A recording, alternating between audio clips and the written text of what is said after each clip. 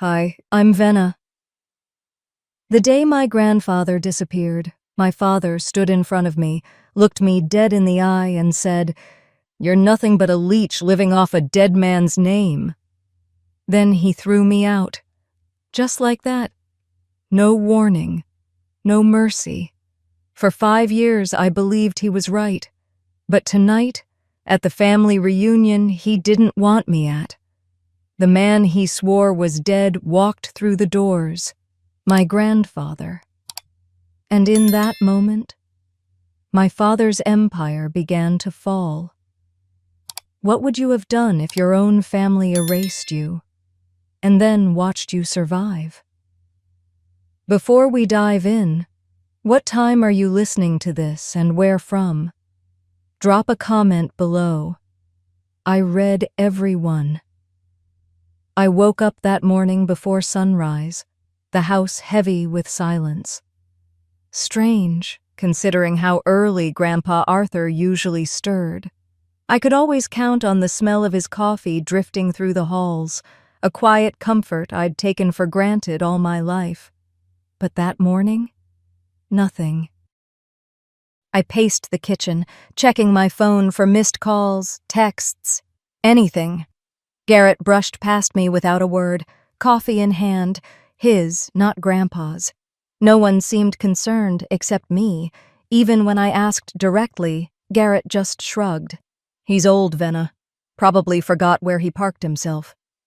By mid-morning, Marcus called for a family meeting. His voice on the intercom was clipped, impersonal. Something about the way he said the word family sent a chill through me. Still, I followed Garrett down to the conference room. Whitmore Dynamics wasn't just a company, it was Arthur's life's work. Our family legacy, at least it had been. The room wasn't meant for me. That was clear the moment I stepped in. Marcus sat at the head of the long mahogany table, Garrett grinning at his right. The seats were full, with lawyers, board members, and senior staff. I stood by the door, no chair offered. Marcus didn't waste time. "Effective immediately, I'll be assuming control of Whitmore Dynamics," he announced, calm as if he were reading the weather report. "Given my father's unfortunate absence, it's time we modernize." He turned to the wall where our grandfather's portrait had hung for decades. Now it was bare. "I'm rebranding. We'll operate as Marlowe Global starting today." A ripple of polite claps. A few exchanged glances. Garrett's smile widened. I swallowed hard. What about Grandpa's shares? His wishes? His legacy? Marcus's eyes met mine, ice cold. And in front of the entire room, he said it. "You've lived long enough as a leech off a dead man's name, Venna." The room went still. For a moment, I thought I hadn't heard right. My throat tightened. Breath caught somewhere painful. Marcus didn't blink. He just turned back to his papers like I didn't exist. I felt everyone's eyes on me, not out of sympathy, but curiosity, watching me crumble like I was part of the entertainment. I should have spoken up. I should have demanded answers. But my body didn't move. I just stood there, the shame clinging to me like smoke. "Security," Marcus said, still not looking my way. The guards arrived silently. Garrett leaned back in his chair, legs crossed, enjoying the show. One of the guards, a man who'd known me since I was a teenager, avoided my eyes as he motioned me toward the door. I didn't fight. What would have been the point? I walked out, past familiar faces pretending not to know me, past walls where Arthur's photographs once hung, already taken down. By noon, I wasn't just disowned. I was erased. I spent the rest of the day in a fog. I don't remember how I got back to my apartment. Maybe I drove. Maybe I walked. My keys were still in my hand when I sat down on the fraying couch. Hours passed. Night crept in. I sat there, replaying Marcus's words until they weren't words anymore, just noise that echoed in my skull. A leech off a dead man's name. Like Arthur meant nothing, like I was nothing. At some point, I found myself holding it. The old embroidered handkerchief Grandpa had given me years ago. It still smelled faintly of his aftershave. He'd carried it every day. He never would have called me that. I closed my eyes, clutching the fabric like it was the only thing keeping me from falling apart. Marcus thought this was over. I wasn't ready to lose him. Not yet. But time doesn't wait for what we're ready for. 5 years slipped past like sand through my fingers. Autumn had returned to Austin again, painting the streets in amber and rust, yet I felt stuck in that morning when everything changed. My apartment stayed the same too, small, cramped, smelling faintly of old coffee and unopened windows. I'd tell you I rebuilt my life. I didn't, not in any way that mattered. I took jobs that paid just enough to keep the lights on.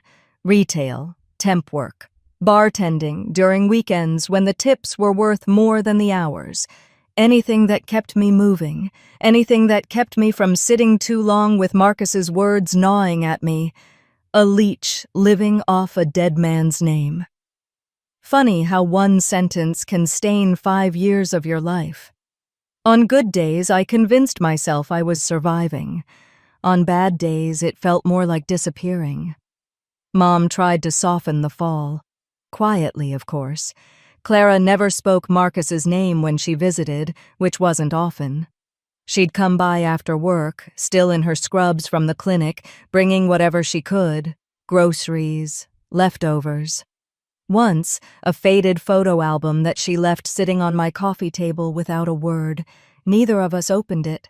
She never mentioned Garrett or Arthur. We both knew why. Garrett and Marcus had become household names in Texas by then. Their faces smiled back from billboards, their company's rebrand a textbook case of modernizing a legacy. Marlowe Global, sleek, ruthless, everywhere. And with every ribbon-cutting ceremony and headline, my grandfather's name was buried deeper. I followed it all, of course. Couldn't help myself. Every news report, every article, every corporate scandal whispered between lines. At first, it was just habit. Then it became obsession, because behind the polished ads, there were cracks. Oil pipelines approved in protected areas, forests cleared overnight in Costa Rica, fishing communities displaced without warning. I read about it at midnight, sitting in the dark, scrolling until my eyes burned. Marlowe Global wasn't building an empire. They were devouring whatever stood in their way. And the man who called me a leech, he was the one profiting from it. Sometimes I thought about writing to a journalist, sending everything I'd gathered. But who would listen to someone like me? The forgotten daughter, the disinherited. It would sound like bitterness. Maybe it was. I remember last Thanksgiving like it was yesterday. The first cold front of the year had settled in, wind rattling the windows. I didn't plan to see anyone. Then, just past sunset, there was a knock. It was Mom, standing there, holding a foil-covered tray, cheeks pink from the wind. "I couldn't sit there, not after what they said about you today," she murmured, stepping inside. We didn't talk much. She set the tray down, stuffing, mashed potatoes, a single slice of pumpkin pie. The silence between us filled every corner of the apartment. Later, as she pulled her jacket back on, she looked at me for the first time that night. "He used to call you his shadow, you know, because you were always following him around." I didn't answer. She left without waiting for one. I sat at the table after she was gone, staring at the untouched pie. Marcus's voice echoed in my head again, as it always did. "Leech." I scraped the whole plate into the trash. Weeks passed, then months, until one evening, when the mail slot clicked. I didn't expect anything. Bills, maybe? A reminder from the leasing office. But when I bent down, I found a single cream-colored envelope on the floor. My name printed on the front. Wrong. Vina. Not even spelled right. Inside was an invitation, formal, cold, from Marlowe Global, to me, a family reunion, to celebrate 5 years of success. Success built on Arthur's grave.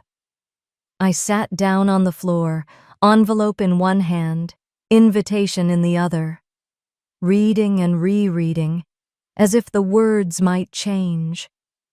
Celebrate. 5 years of silence, and now they wanted to celebrate. My stomach turned. My fingers trembled, not from anger, but something deeper, something hollow.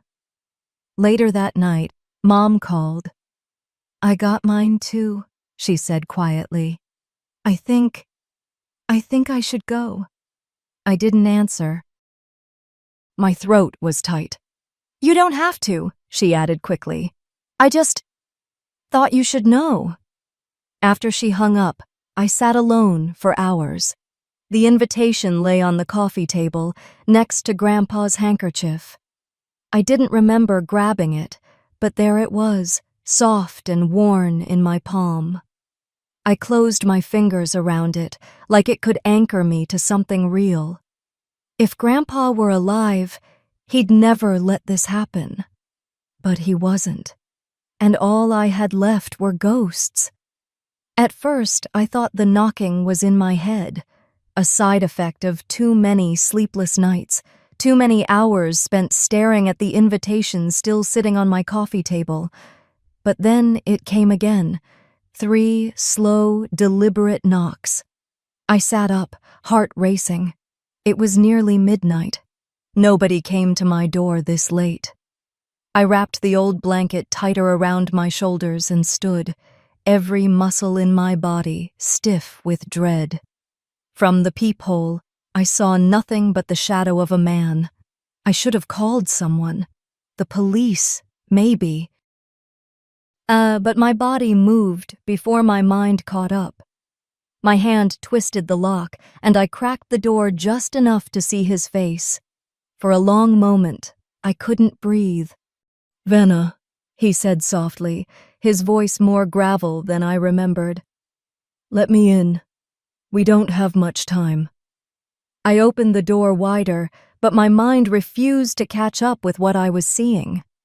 My grandfather stood there, gaunt, older than 5 years should have made him, eyes sunken, skin weathered like he'd spent every day since his disappearance under a sun that didn't care whether he lived or died. "Grandpa?" It came out as a whisper. My voice cracked. I stepped aside. He walked in slowly, leaning heavier on his cane than he ever had when I was a child. His coat smelled like smoke and earth. I locked the door behind us, still half believing this was a dream. "I must be losing it," I said, my voice shaking as I turned toward him. "You're dead. You can't be here." He sat down heavily at the small table where I drank coffee every morning, looked up at me with eyes that were tired but clear.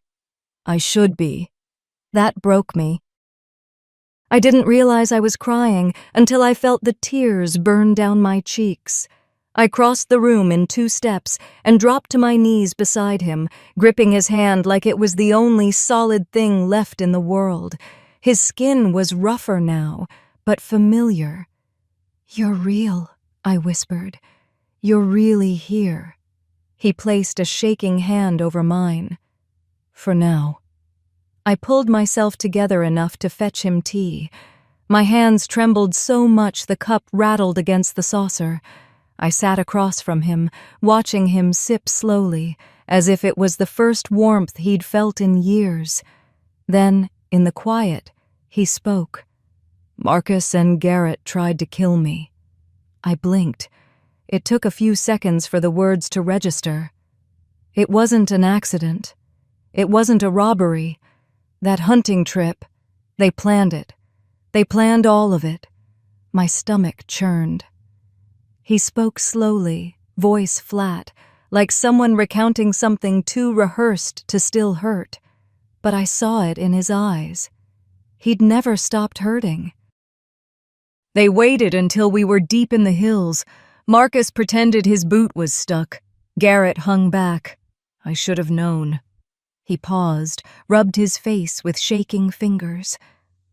They pushed me, right over the ridge. The breath left my lungs. I hit rocks on the way down. Thought I was done. Should have been. But a local found me at sunrise, carried me to a small cabin, saved my life. I clung to his every word, too stunned to interrupt. I stayed hidden, at first, to heal. Then, I realized they'd told everyone I vanished, that they'd built their empire over my grave. I thought of Marlowe Global, of the ads, the headlines, of Marcus's smug smile. Why didn't you come back? My voice cracked. Why now? He set the cup down, looked me dead in the eyes, because I didn't know who I could trust. I felt like the floor beneath me shifted. But me? You were always the quiet one, Venna. You watched. You listened. You didn't ask for attention. That's why they dismissed you. But that's why you're the only person left who might help me stop them. I stared at him, shaking my head slowly. I'm nobody. You know what they did to me, what they called me. He nodded, his jaw tight. I know, and that's exactly why they'll never see you coming. Silence filled the apartment, heavier than the air itself. Then he leaned forward, his voice lower. Tomorrow's reunion. It's not a celebration. It's a legal maneuver. Marcus plans to finalize everything. I've watched him build this for years.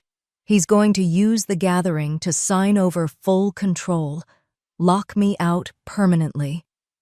I tried to process it, but my mind circled back to one thought.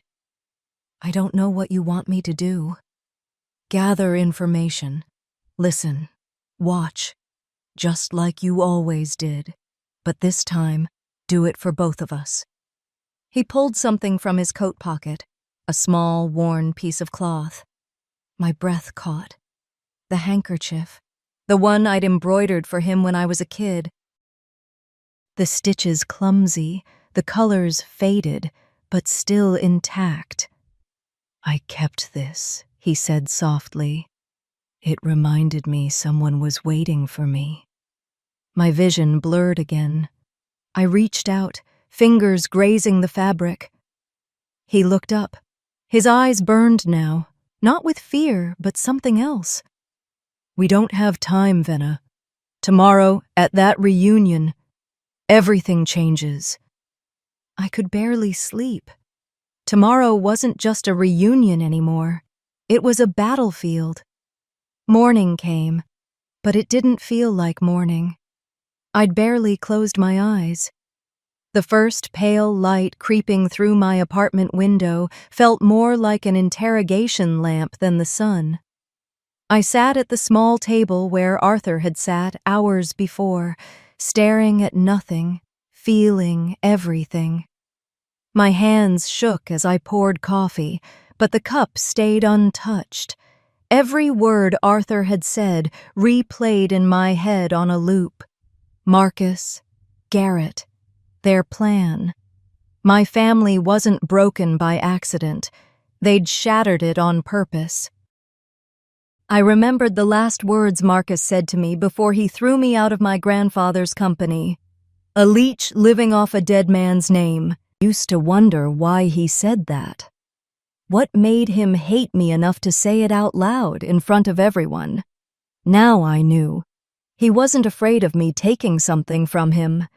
He was afraid of me remembering who it belonged to in the first place. Arthur stepped out from the bedroom, moving slow, cautious, as if the years' hiding still clung to him. His face was unreadable, but his hands shook as he carried a small, battered flash drive. He placed it on the table, sliding it toward me. "I need you to listen, Venna," he said, sitting down across from me. I hesitated, then reached for the flash drive with fingers that didn't feel like mine. Arthur connected it to my old laptop. The files opened, emails, contracts, scanned documents, but what stopped me cold was the folder labeled Recordings. Arthur clicked play. It was Marcus's voice first. Calm, cold, almost bored. "We push him. It's simple. If you hesitate, Garrett, I'll finish the job myself." Then Garrett's voice, laughing, soft, agreeing. I couldn't breathe. The coffee in my stomach threatened to come back up as I listened to my father and my brother, my own blood, plan to murder the man who raised me. Not even with rage, just business. The recordings blurred, their words turning into white noise as my head spun. Arthur spoke quietly, as if from far away. "They left me there, Venna, but that wasn't enough. Marcus needed me declared dead, so he forged documents, claimed control of Whitmore Dynamics. He renamed it Marlowe Global, after himself." I felt the shift then. Something inside me cracked, not like glass breaking, but steel twisting. Arthur placed a shaking hand over mine. "I'm sorry." "For what?" I didn't know. He turned back to the screen. His voice steadied. "Today, Marcus will announce the IPO. He's turning Whitmore Dynamics public. It'll be too big to stop after that." I looked up sharply. "You mean this reunion?" Arthur nodded. "It's a show. For investors. For the media. For control. He needed you and your mother in the photos. Make it look like family unity. Make it all legal." "And Mom?" "She thinks it's a celebration." I stood so fast my chair scraped the floor. Pacing the apartment, I felt anger push against the fear in my chest. "What do you expect me to do? Walk in there and... what? Stop him? He called me a leech, Grandpa. I'm nothing to them." Arthur's next words changed everything. "You're the only one I trust." I stopped. He reached into his coat again and placed a manila envelope next to the flash drive. His hands shook harder now. "I rewrote my will. You're the sole heir." My knees buckled. I sat back down, hard. No, I can't." "You can." His voice was firmer now. "Because you're the only one who never asked for anything." Silence fell between us like a verdict. I stared at the envelope, like it might burn me if I touched it. "I didn't want this." "I know. I don't know how to be whatever this makes me." "You'll learn." His voice softened. "Venna, you've always watched from the edges. You've seen more than they know. That's your strength. And now, you're their last threat." I felt like I was drowning. Then Arthur did something that undid me more than all the documents and recordings combined. He reached into his coat once more, pulling out the old handkerchief, the one I'd embroidered for him as a child. He laid it beside the files like it belonged there. The stitches were frayed now. The thread colors faded, but it was still whole. I remembered the night I gave it to him. His birthday. I was 7. He smiled and told me I was his legacy. I looked at the handkerchief, then at the envelope, then at him, and I broke. No tears, just silence. The kind of silence that chokes you from the inside. Arthur didn't say a word. He just waited. When I finally stood, my legs felt unsteady. I moved to the bathroom, flicked on the harsh light, and stared at my reflection. For years, I'd avoided mirrors. Now I had no choice. I saw someone small, someone tired, someone afraid. But not today. I clenched the sink until my knuckles went white. I'm walking into that building today. Not for him, not for Garrett, for Grandpa, for Mom, for me. The words came out raw but steady. I stepped back into the living room. Arthur watched me without speaking. I picked up the flash drive, slipped it into my pocket. I'll go. Arthur nodded once. Nothing else needed to be said. I left the apartment that morning with my grandfather's drive burning against my hip like a brand. Today, I wasn't the forgotten daughter anymore. I kept walking. Past the cracked sidewalks, past the bus stops, past the parts of Austin I used to know before my world collapsed. The flash drive in my pocket felt heavier than it should have. But that wasn't what weighed me down. I didn't even remember how I got to Marlowe Global's headquarters. 1 minute, I was staring at my apartment door. The next, I stood across the street from that cold tower of glass and steel, watching people in suits glide through the front doors like it was just another day. It wasn't. I hesitated, just for a second, then crossed the street. The staff at the door barely looked at me.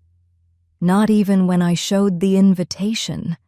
The receptionist's glance was quick, dismissive, like she was scanning a name she'd been told didn't matter.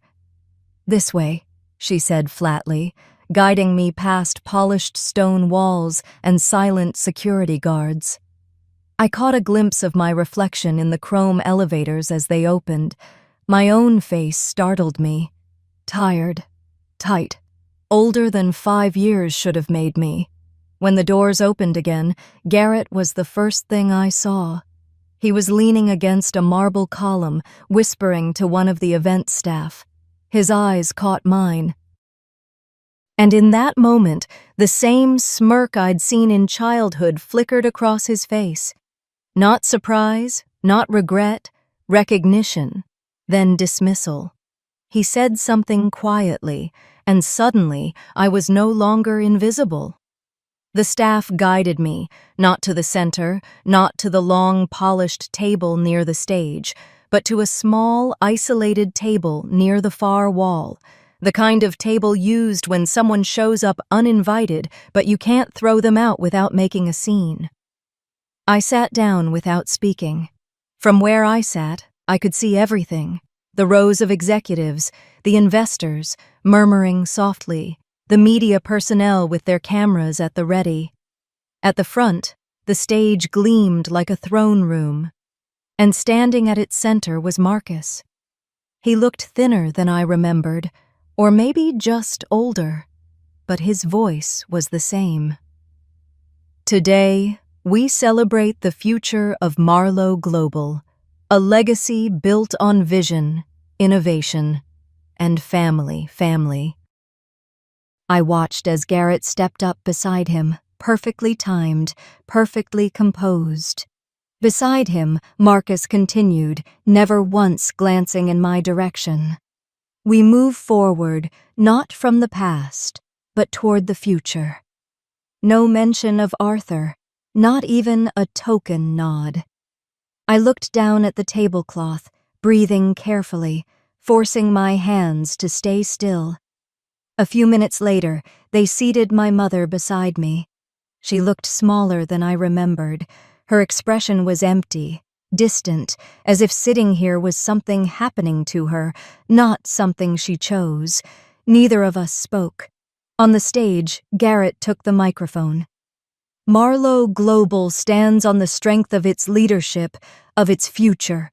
He paused, letting the cameras settle. And today, I'm proud to announce, after the IPO, I'll be stepping forward as Marlowe Global's next CEO. Applause erupted. Cameras flashed.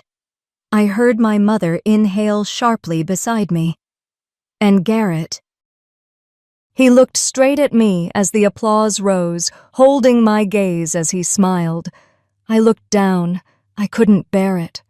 My hand slipped under the tablecloth, gripping something small and soft. The handkerchief. The stitches were rough, faded now, but I felt them. I remembered 7-year-old me, sitting beside Arthur, sewing clumsy letters for his birthday. His voice came back to me then. "You're my legacy, Venna." I held that memory like a shield as Marcus lifted his champagne glass to toast Garrett's future. In that moment, something inside me changed. I knew. I wasn't leaving this room quietly. Marcus lifted his champagne, his voice clear, polished, and proud.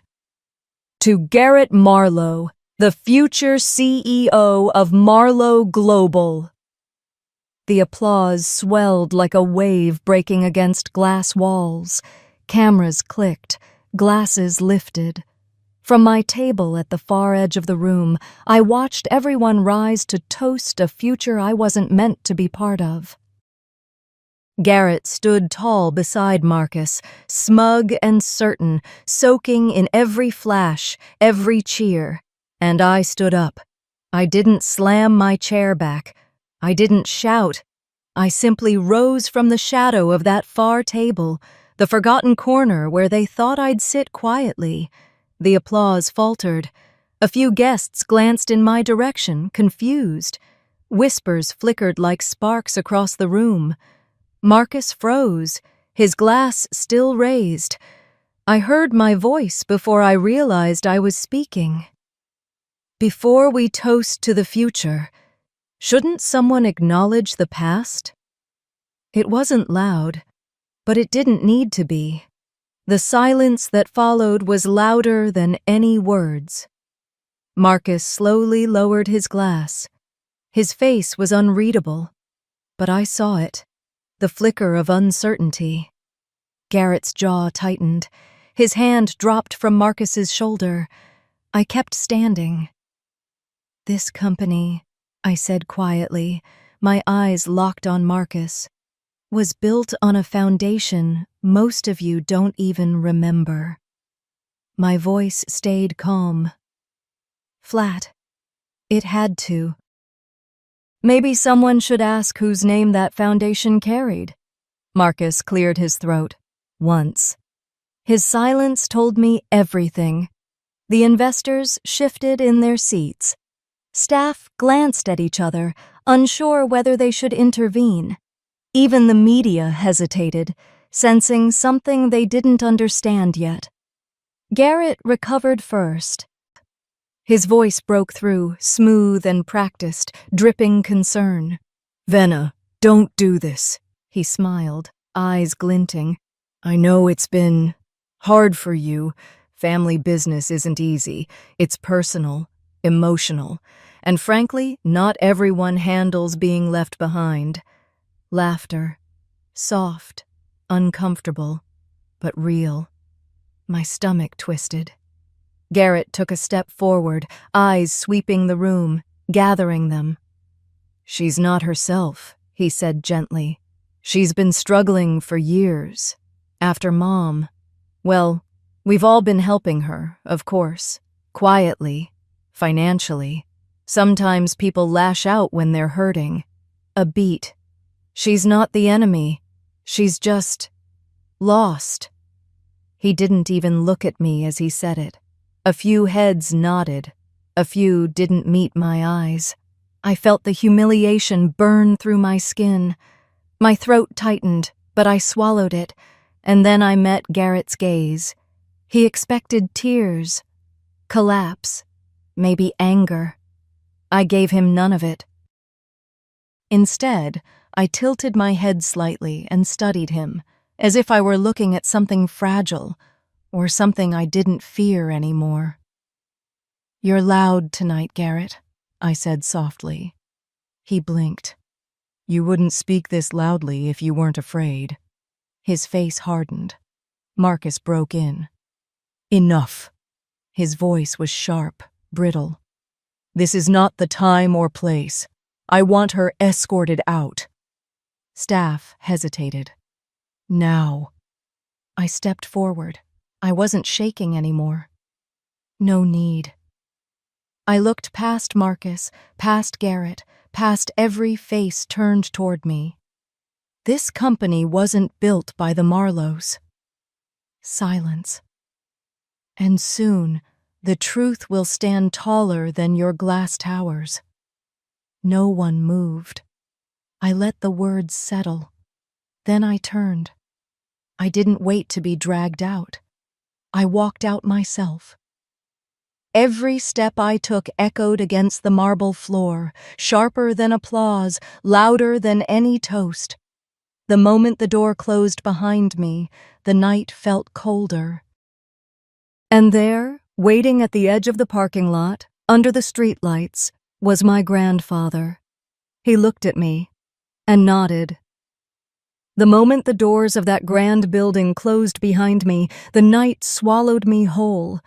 I didn't look back, not once. My feet felt numb walking across the pavement, but I kept moving, away from their champagne-soaked future. And then, I saw him.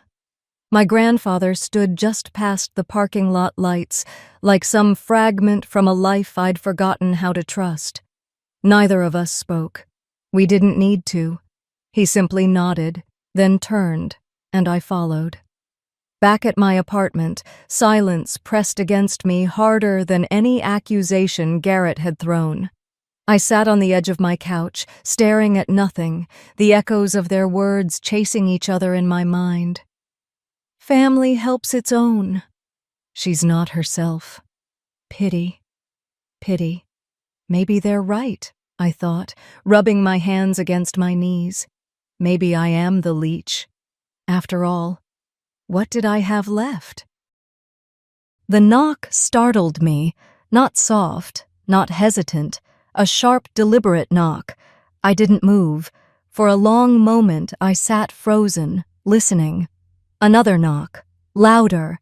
My body shook, not from fear, but exhaustion so deep I wasn't sure I could stand. But I did. I crossed the small apartment. I opened the door, and there he was, Arthur Whitmore, my grandfather, alive. I didn't cry, couldn't. My mind shut down. My heart refused to believe. You kept your promise, he said softly. His voice cracked, but those words were steady. You stayed true. I gripped the doorframe until my knuckles hurt. He looked gaunt, hollow in places I didn't remember, but he was real, and standing in front of me, I didn't hug him, I didn't move. Instead, I whispered, "Where the hell have you been?" He nodded, like he'd been waiting for that. "Come with me." And I did. We drove out of Austin, his old truck rattling along roads I didn't know. He didn't speak. Neither did I. Every few minutes I looked over, afraid he'd vanish, but he kept driving. Finally, he pulled off the road onto a gravel path, leading us to a small cabin tucked deep into woods outside the city.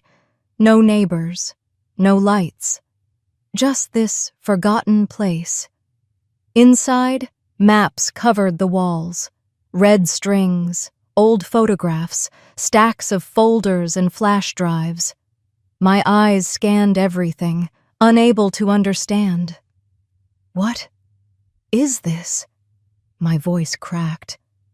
He turned to me, and for the first time that night, the man I remembered as my grandfather, the one who taught me chess, who brewed coffee every morning before sunrise, stood in front of me. This, he said quietly, is 5 years of my life. And then he told me, Colorado, that hunting trip. Garrett had been the one to suggest it. Marcus arranged the cabin. Arthur trusted them. He shouldn't have. They waited until the third day. He remembered the push. He remembered falling. He shouldn't have survived. But a local shepherd found him at the bottom of the ravine. Broken ribs, a fractured skull. Arthur didn't even know his own name for 2 weeks. When he remembered, he stayed gone. Why? My voice cracked. To protect you. And Clara. Marcus would have come after anyone I loved. And me sitting in silence while they called me a leech, that was protecting me. Yet my anger wasn't loud. It was quiet, sharper because of it. Arthur closed his eyes. I knew Marcus. If I tried to reach you, he'd destroy you too. You left me to rot. His silence said enough. I'm done rotting, I whispered. He opened a battered metal case and pulled out files, voice recordings, notarized statements. Everything I need to destroy him. Everything. But the trigger. I shook my head. What are you saying? They're planning to finalize the IPO. Once Garrett is declared CEO, they win. Legally. Financially. And? Arthur looked at me, then really looked. I rewrote my will. You're the sole heir now, Venna. My breath stopped. You're the only person who never tried to take anything. I stumbled back, shaking my head. No, I can't. You can. I stared at the walls. Maps, dates, betrayal mapped out in color. I can't. Arthur reached into his pocket and laid something on the table beside the files. The handkerchief. The one I'd stitched for him as a child, his initials still embroidered, though faded now. He carried it all these years. I sank to the floor, legs giving out. I didn't cry. I broke. Minutes passed. Or hours. I don't know. Arthur waited. When I spoke again, my voice was steady. What do you want from me? He hesitated. They need to be exposed, publicly, at the shareholders' meeting. That's the only way. I looked up. This isn't about saving the company anymore, is it? He said nothing, and I understood. This wasn't survival. It was justice. I stood up, slowly. My knees still shook, but my voice didn't. Tell me where to start. Arthur's answer wasn't complicated. It wasn't a plan sketched on blueprints or whispered like some Hollywood thriller. It was simple. We go tonight. And that's how I found myself standing at the foot of the Marlowe Global Tower under harsh spotlights, cameras flashing like lightning all around me. The glass building loomed over me like it always had, as if reminding me where I stood. But this time, I wasn't just their forgotten daughter. I wasn't a silent guest at their success. I was the reckoning they never expected. I wasn't alone.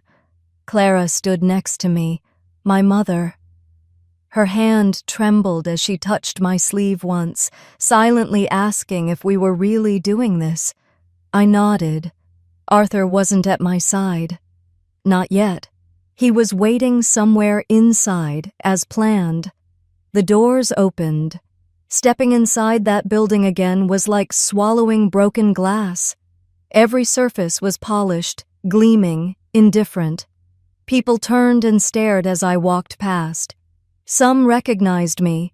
Some just saw a name tag that didn't match their memories. No one spoke, except Garrett. I saw him first. His smirk was all I needed to know he'd noticed my arrival. He said something to a staff member, gestured lazily in my direction, and I was guided, no, herded, to a table at the very back of the hall. Clara sat beside me without a word. Her gaze was locked straight ahead. The event felt like a coronation, a celebration of power disguised as a family reunion. Executives filled the room, investors in sleek suits, reporters hovering along the walls like shadows waiting to catch blood in the air. Then Marcus stepped on stage. I couldn't breathe. He stood beneath the Marlowe Global logo, smiling like a man who thought himself untouchable. His voice echoed through the hall as he talked about innovation, expansion, legacy. Only he never mentioned Arthur's name. Not once. Beside him, Garrett grinned like a prince waiting for his crown. I sat in silence, my hands flat on the linen tablecloth, my heart steady despite everything screaming inside me. Marcus raised his glass, toasting the future, praising Garrett as the leader who would guide Marlowe Global to its next chapter. And Garrett, looking straight at me as if I were dust beneath his shoes, added casually, "Some in this family chose to disappear. Others rose to lead." Laughter, polite, hollow. I didn't move, not yet. Arthur's signal came with the lights dimming slightly, almost imperceptibly, but I felt it. The air changed. A door opened near the stage, and then Arthur walked in. Alive, whole, real. The room didn't react instantly. It took a moment, like people didn't trust their own eyes. Then I heard it. Gasps, glasses clinking as someone dropped theirs. Garrett's. Marcus? He didn't move. Arthur stepped forward, took the microphone from Marcus's frozen hands, and spoke. "I'm not dead." Silence. "But your honor is." Behind him, the screens lit up. Emails, voice recordings. I heard Marcus's voice across the hall, flat, emotionless, discussing making it look like an accident. Garrett's laughter in the background, photos of Arthur's broken body after the fall. Medical reports. Financial records showing millions rerouted to hidden accounts. I stood still. The room didn't. Reporters swarmed closer. Investors shouted questions. Security didn't know where to look. Marcus tried to speak. I watched him scramble for words, accusing Arthur of confusion, of fragile health. Garrett turned toward the side exit, but uniformed officers blocked his path. And then it was my turn. I stepped forward, not onto the stage, but just enough for my voice to carry. "Dad," I said, steady, not angry. Calm, after all these years. "You always said I was a leech. Let's see how long you survive, without me carrying your lies." My words landed like a stone in a glass house. Marcus looked at me, and for the first time, I saw it. Fear. The handcuffs clicked around his wrists moments later. Arthur didn't look at me. He didn't have to. Clara moved beside me. She cried silently, but there was strength in her tears now. And just like that, the man who once controlled my world was led away in chains. After everything, the silence felt strange, like walking through a house where someone should be yelling, but no one is. A silence so heavy, it presses down on your chest. Weeks passed after that night at Marlowe Global. The cameras left. The headlines faded. And yet, every morning when I unlocked the doors of Whitmore Dynamics, the weight of what happened still lingered. Yes, the name had been restored. The logo Arthur designed, the one Marcus erased, was back over the entrance. But what was lost wasn't as easy to rebuild. I sat in Arthur's old office the first day, alone. Papers piled neatly. My name, Venna Whitmore, printed clearly on the documents. I signed them one after another, officially reclaiming what was taken from us. It didn't feel like victory, not even close. More like standing in the ruins of a house fire, holding the deed. Across town, Clara found her own peace. She refused to return to the city. Instead, she lived quietly in Arthur's cabin up in the Colorado hills. I visited her last Sunday, found her tending to a tiny herb garden behind the cabin. Her hair had turned almost completely gray, but her hands were steady again. She looked up when she saw me, and for the first time in years, her voice didn't shake. "I was drowning, Venna," she said softly, "and you pulled me up." I remember standing there, holding a basket of cut herbs, realizing something strange. I had spent years waiting for my mother to rescue me. I never thought maybe it had been the other way around. Arthur didn't want to return to the corporate world. He stayed in the cabin, too, quietly rebuilding the man Marcus and Garrett tried to erase. He said the office belonged to me now.